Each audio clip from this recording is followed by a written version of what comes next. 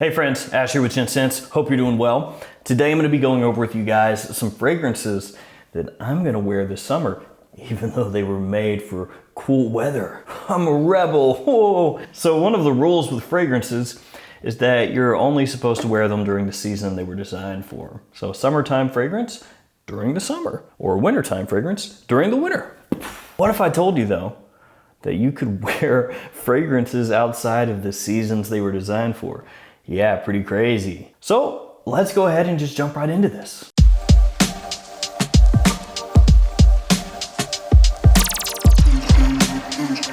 One of the things that gets overlooked a lot of times is that you spend most of your time indoors in places that are air conditioned. Now, obviously, if you're not going to a place that's air conditioned, then yeah, you definitely want to take that into account. If it's really hot outside, like let's say it's over 90 degrees Fahrenheit. You can translate that to Celsius if you want to. Over 90 degrees Fahrenheit, and you know you're gonna be around a lot of people, maybe doing something active. You're gonna be jogging or playing a sport or something like that. In that situation, yeah, you probably shouldn't spray on Interlude Man 20 times. But if you're going somewhere indoors and it's air conditioned and it's 70 degrees in the summer and it's also 70 degrees in the winter, then what you wear doesn't really matter as much because you're basically in a temperate climate all the time. And also, I'm gonna link all these fragrances below at twistedlily.com. This video is not sponsored by them, but I'm gonna link them at Twisted Lily. And if you use the code GENTS10, then you save yourself 10% off. Gents 10, wow, look at that. And that's actually not just for these, it's for the entire website. So whatever you find on Twisted Lily, if you want to save 10%, you use the code. If you want to pay full price, you don't use the code, and then you lose. Like, what are you doing? Okay, first fragrance, Amouage Enclave. Ooh, look at that bottle. This one has Amber Extreme. It's got spices as labdanum, and it has spicy mint as some of the notes in the fragrance. And you really do get a big blast of mint when you first spray this one on. But it's a mint in a slightly different way than you're probably accustomed to, because it does have this kind of ambery sweetness underneath it, this resinous feel along with all those spices. So whereas usually it would be this really sweet mint or a very brisk mint with all kinds of citrus and ginger and everything else, this one is taking it a different direction. A lot of Amouage fragrances in the past were maybe a little more difficult to wear for some people. They were a little bit more divisive. They were more for fragrance connoisseurs, we'll say, aficionados. But Amouage's new fragrances have been much more wearable and versatile while still retaining a luxurious edge to them, which is what's going on here with Enclave. So that one is the first one that I plan on wearing, probably more realistically on a few evenings out during the summer. Next up is from Memo. It's a line of fragrances that I love. Russian Leather. Man, it's another cool bottle. Wow, it's got a wolf and a moon. Sick. Nothing says Russia like a wolf and a crescent moon.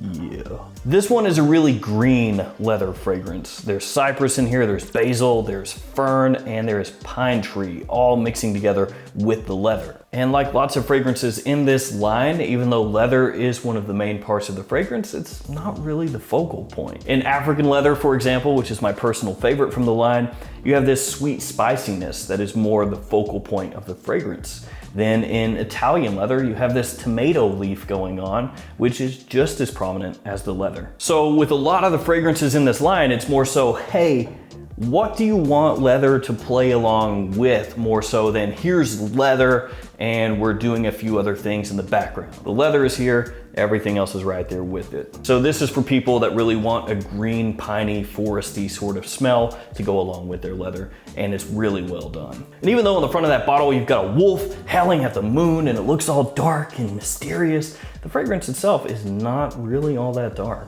So that makes it a little bit easier to pull off in higher heat months. The fact that it's not a really super heavy leather. Up next, Botafumeiro. Botafumeiro? Botafumeiro. This one has nutmeg, labdanum, incense, styrax, and pink pepper as some of the notes in the fragrance. And this one's gonna give you more of an ambery, sweet, warm, slightly powdery scent profile. There's a touch of smoke from the incense, but it's not really dark. It doesn't smell overly smoky. This one's more comforting. Comforting, inviting, alluring, whatever you want to call it. Really good night out fragrance. It's got kind of a cuddly nature to it, if you want to call it that. Good evening out fragrance, good date night fragrance. More of an intimate situation kind of scent than a really loud attention grabber. This next scent is one that I think is year round, so I don't know that I would necessarily personally put this into the cool weather category and say, oh, only fall, only winter, whatever. I think it's pretty much year round. It's Ormonde Man from Ormonde Jayne. This one has hemlock, it has cedar, it has spices, and sandalwood as well. So this is yet another fragrance that you're going to enjoy if you really like woodsy scents. The hemlock and the cedar are the main woods that you're gonna pick up from this fragrance, and it has this very nice, sophisticated, gentlemanly kind of edge to it. It smells really grown up, but at the same time, not old. You can pull that off in pretty much any situation. Daytime, nighttime, formal, business, office, casual, date, whatever. Ormonde Man is actually a fragrance that I first sampled years ago. I bought a little decant of it, ran through the decant, and eventually went ahead and bought myself a bottle. So that's one of those fragrances that I sampled first, and after I ran through the whole sample, I decided, yep, gotta have a full bottle. That doesn't happen with me all that often. If I buy a sample, most of the time I smell it and I go, nah, it's not full bottle worthy. So this is one of the few times it actually did happen. Ormonde Man. Ooh, this next one is really good. 8 & Bob Nuit and Megeve. Ooh, yeah, I love this stuff. This has tonka, it has tobacco, it has orris, and vetiver. Vetiver being the main note here. There's also a little coffee in here, but I don't pick up a whole lot of coffee. This one is a really sexy, grown-up, night-out type of vetiver. The tobacco is almost like a dry tobacco leaf. You're not gonna get that really sweet pipe tobacco here. And that's probably for the better, because if you did, it would start fighting with and potentially overshadowing the vetiver. So leaving it as this more dry tobacco leaf, it works much better with the vetiver, and it helps get across that evening out kind of feel a little bit clearer. Now, even though this has a lot of notes in it that would be considered typically darker or heavier notes, the tonka, the tobacco, sometimes the vetiver. You know, you can have a very clean Javanese vetiver, but you can also have a really smoky, earthy vetiver. So vetiver will include as a potential dark note here. And then the coffee as well. You would think that this would be really deep and heavy. And looking at the bottle, being black, you would think that as well. But it's not. It's not at all something that's overly aggressive or something that's gonna, you know, make people take a step back and be like, whoa, bro, what are you wearing, man? This is not good. It still has this common appeal to the fragrance, while at the same time smelling a little bit mysterious. Nuit and Megeve, this stuff is good. Really good. It's really, really good. Really, really, really good. Now that's 5, but I want to cheat and do a 6th one. Comme des Garçons Wonderwood. Now my bottle is old, it is beat up, and it's missing its cap. Man, my bottle looks like trash. Look at that. Oh, rough. This one's got some similarities to the discontinued Gucci Rush, and also to Comme des Garçons Wonder Oud. So there's Wonder Oud and Wonderwood, and they're pretty similar. This has pepper, along with just a whole mess load of different woody notes. Like just about every wood you could think of, they shoved in here. Cedar, yeah, put it in there. Sandalwood, yeah, put that in there too. Cypress, yeah, throw it in there. Oud, yeah, whatever, put it in there, who cares? That's pretty much what they did, but it works. When you first spray it on, it's a little bit synthetic smelling, so not really all that natural when it first hits your skin. Like, I'll go ahead and give it a spray here really quickly. Really good atomizer.